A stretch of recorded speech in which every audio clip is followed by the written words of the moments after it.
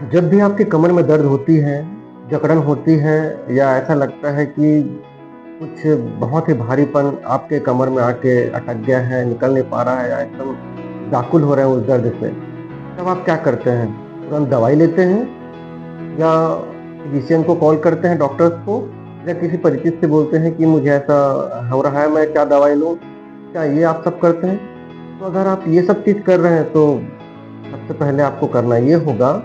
कि आप इसके सच में जो डॉक्टर्स हैं, जो आपके हड्डियों के बारे में प्रॉपर बता सके, आपके हड्डियों की सही जानकारी रखे, आपकी बोन्स की सेटिंग, आपकी प्रॉब्लम को, वो तकलीफ को दूर कर सके, वैसे किसी चिकित्सक को आपको पहले मिलना चाहिए। क्योंकि आप जब भी दवाइयाँ खा लेते हैं या इंजेक्शन लगवाकर उस दवाई से तो राहत पा लेते हैं, लेकिन उस प्रॉब्लम से आपको निजात पाना है, छुटकारा पाना है, तो जब तक आपके कमर में जो प्रॉब्लम आई है, उसको सही तरीके से जाने बगैर आप सिर्फ दवाई खाएँ, 2-3 दिन में आपको ठीक लगा, लेकिन अंदर-अंदर वो दर्द इतना बढ़ रहा है, ये आप नहीं जान पाते। क्योंकि दवाइयाँ क्या करती हैं, इंजेक्शन क्या करती हैं, जो भी उस प्रॉब्लम उस समय के लिए हो रही है, उसको वो सिर्फ दबाता है, ठीक नहीं करता। और हमें ये लगता है कि नहीं, दर्द खत्म हो गया और ठीक हो गया, अब हम ठीक हो गए। लेकिन कई बार ऐसा हो जाता है कि धीरे-धीरे हम बार-बार उस दवाई की डोज़ेज़ को बढ़ाते जाते हैं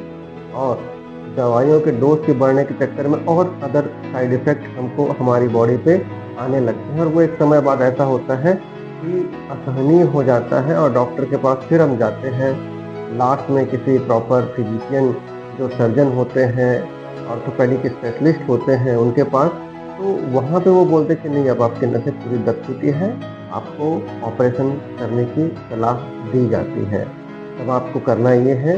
कि सबसे पहले जो डायग्नोस्टिक प्रोसीजर है, जिसमें डॉक्टर सबसे पहले आपको बोलते हैं एक्स-रे के लिए, उसके बाद जो स्टेज आता है वो होता है सीटी स्कैन, और उसके बाद जो स्टेज डायग्नोस्टिक प्रोसीजर की होती है वो होती है एमआरआई। उसके बाद इलेक्ट्रोमायोग्राम भी करवाया जाता है, मायोग्राफी, जिससे आपके मसल्स टेस्टिंग और उससे क्या-क्या चीज़ें,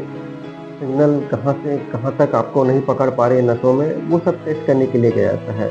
तो सही प्रोसीजर को जानें और अपनी इलाज सही तरीके से कराएँ। धन्यवाद।